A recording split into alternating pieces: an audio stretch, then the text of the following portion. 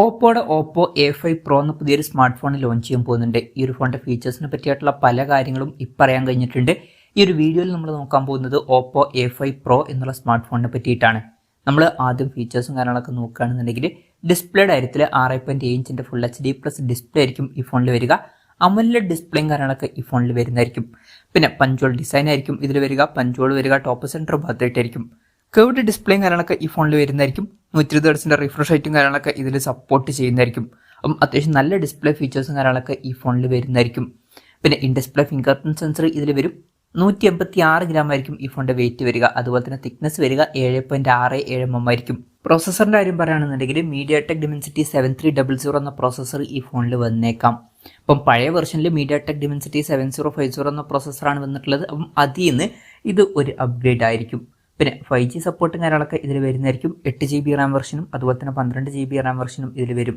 പിന്നെ ഇന്റേണലിന്റെ കാര്യത്തിൽ 256 GB internal വെർഷനും അതുപോലെ തന്നെ 512 GB ഇന്റേണൽ വെർഷനും വന്നേക്കാം. ആൻഡ്രോയിഡ് 15 ബേസ് ആയിട്ടുള്ള കളർവൈസ് സോഫ്റ്റ്വെയർ ആയിരിക്കും ഈ ഫോണിൽ വരിക. ക്യാമറയുടെ കാര്യം പറയുകയാണെന്നുണ്ടെങ്കിൽ ഫോണിന്റെ പിന്നിൽ ഡ്യുവൽ ക്യാമറ സെറ്റപ്പ് വരുന്നതായിരിക്കും. 50 MP മെയിൻ ക്യാമറ സെൻസർ ഈ ഫോണിൽ വരുന്നതായിരിക്കും. പിന്നെ 2 MP ഒരു സെൻസറും വരുന്നതായിരിക്കും. അപ്പം ഇതിൽ അൾട്രാ വൈഡ് ആംഗിൾ ലെൻസും കാര്യങ്ങളൊന്നും വരാൻ ചാൻസ് ഇല്ല. ഫ്രണ്ടിൽ 16 MP സെൽഫി ക്യാമറയും വരുന്നതായിരിക്കും. അപ്പം പഴയ വെർഷനിലും അൾട്രാ വൈഡ് ആംഗിൾ ലെൻസും കാര്യങ്ങളൊന്നും വന്നിട്ടില്ല. പിന്നെ ബാറ്ററിയുടെ കാര്യത്തിൽ 6000 mAh ബാറ്ററി വരുന്നതായിരിക്കും. വളരെ കൂടിയ ഒരു ബാറ്ററി കപ്പാസിറ്റി ഇതിൽ വരും.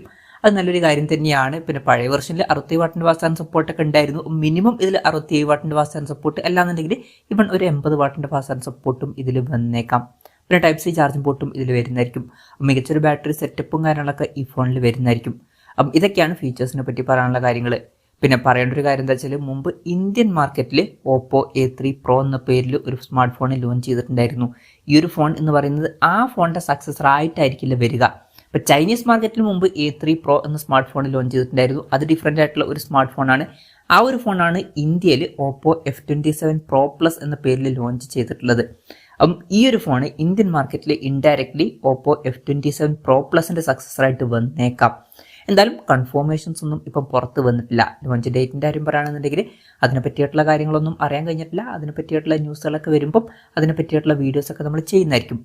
അതുപോലുള്ള വീഡിയോസ് കാണാൻ താല്പര്യമുണ്ടെന്നുണ്ടെങ്കിൽ ഈ ചാനൽ സബ്സ്ക്രൈബ് ചെയ്യാവുന്നതാണ്. വിലയുടെ കാര്യം പറയുകയാണെന്നുണ്ടെങ്കിൽ ഈ ഒരു സ്മാർട്ട് ഫോൺ നമുക്ക് ഒരു 30,000 രൂപ പ്രൈസ് റേഞ്ചിലൊക്കെ ആയിട്ട് എക്സ്പെക്ട് ചെയ്യാവുന്നതാണ്. കൺഫർമേഷൻസ് ഒന്നുമില്ല, ജസ്റ്റ് നമ്മുടെ എക്സ്പെക്ടേഷൻ പറഞ്ഞു എന്നേ ഉള്ളൂ.